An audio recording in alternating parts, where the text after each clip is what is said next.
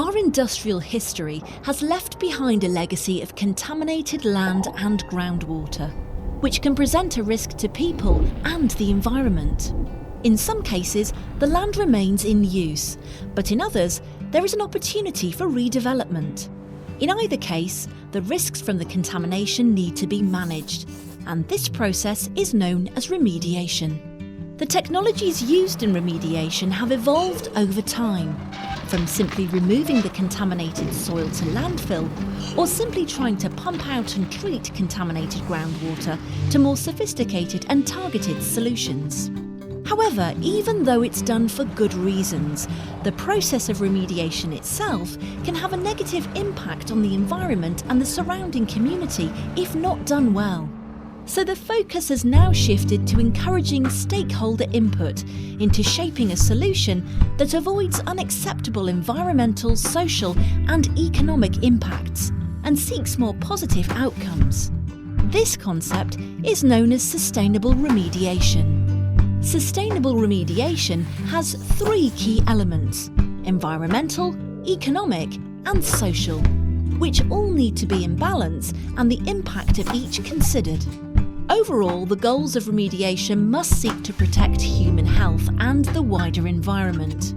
Any approach needs to be based on sound science, using clear evidence and a transparent decision-making process. The safety of workers and the general public must also be fully taken into account, along with the views of different stakeholders. To make these choices, we need a way to understand or assess sustainability. SuRF UK has developed a guiding framework and a series of indicators which include environmental aspects encompassing soil, water and air, social aspects like the effect on health and communities, and economic aspects such as overall cost versus returns. Other effects that can be assessed include the impact on surrounding property values, be it detrimental or beneficial. It's also important to identify the circumstances that need to be considered in an assessment to ensure that options are compared on a like-for-like basis.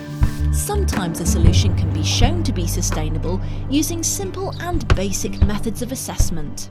In other cases, a more complex assessment is needed. For this reason, a tiered approach is used, but always within the context and objectives set at the beginning. This begins as a qualitative approach and can become more quantitative if simpler approaches don't arrive at a clear answer.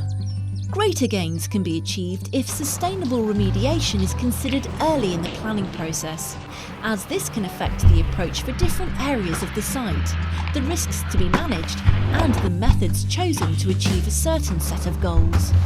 SuRF UK's framework for sustainable remediation and its supporting guidance is changing the face of remediation in the UK and helped shape a new ISO standard to support sustainable remediation around the world.